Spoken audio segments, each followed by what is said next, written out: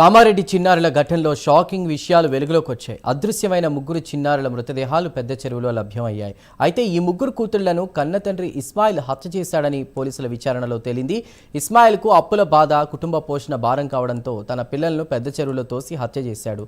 అనంతరం ఏమీ తెలియనట్లుగా భార్యతో కలిసి పిల్లలు కనిపించలేదని పోలీసులకు ఫిర్యాదు చేశాడు. రంగంలోకి దిగిన పోలీసులు తమదైన శైలిలో ఇస్మాయిల్ను విచారించగా తానే హత్య చేసినట్లు ఒప్పుకున్నాడు. నిన్న మధ్యాహ్నం కామారెడ్డి టౌన్ పోలీస్ స్టేషన్లో 3:30కి ఒక కంప్లైంట్ వచ్చింది. ఇద్దరు తల్లిదండ్రులు వచ్చి వాళ్ళ పిల్లలు ముగ్గురు మిస్ అయ్యారు, నిన్న మార్నింగ్ 10 నుంచి మిస్ అయ్యారు అని చెప్పేసి కంప్లైంట్ ఇచ్చారు. పిల్లలు ఒక పాప వచ్చేసి 8 ఇయర్స్, ఇంకొక పాప 7 ఇయర్స్ అండ్ ఇంకొక పాప 5 ఇయర్స్. సో వీళ్ళు ముగ్గురు పొద్దున 10 నుంచి కనపడట్లేదు అని కంప్లైంట్ ఇచ్చారు. సో ఇమీడియట్గా ఎస్పీ సార్, రాజేష్ చంద్ర సార్ ఆర్డర్స్ ప్రకారం ఒక 5 డిఫరెంట్ టీమ్స్ని ఏర్పాటు చేయడం జరిగింది.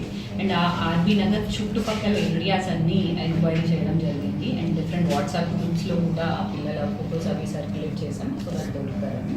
అండ్ ఫర్దర్గా వాళ్ళ ఫాదర్ని ఇంట్రాగేట్ చేస్తే, లాస్ట్ పిల్లలు ఎక్కడ కనపడ్డారు అని ఇంట్రాగేట్ చేస్తే, ఆ పిల్లల్ని ముగ్గురిని, వాళ్ళ ఫాదర్ ఆటో నడుపుతూ ఉంటాడు, ఆ పిల్లలు ముగ్గురిని ఆటోలో దగ్గరలో పాస్పోర్ట్ సెంటర్కి తీసుకెళ్ళాను అని చెప్పేసి చెప్తాడు.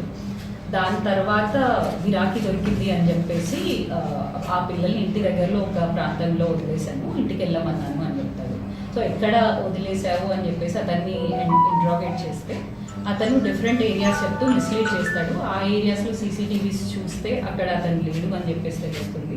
ఫర్దర్గా అతని మూమెంట్స్ అవన్నీ ట్రాక్ చేస్తే అండ్ ఫర్దర్గా ఇంట్రాగేట్ చేస్తే తెలిసింది ఏంటంటే అతను 11 ఆ టైంకి పెద్ద చెరువుకి తీసుకెళ్ళాడు ఈ చిన్నపిల్లల ముగ్గురిని. అండ్ ఆ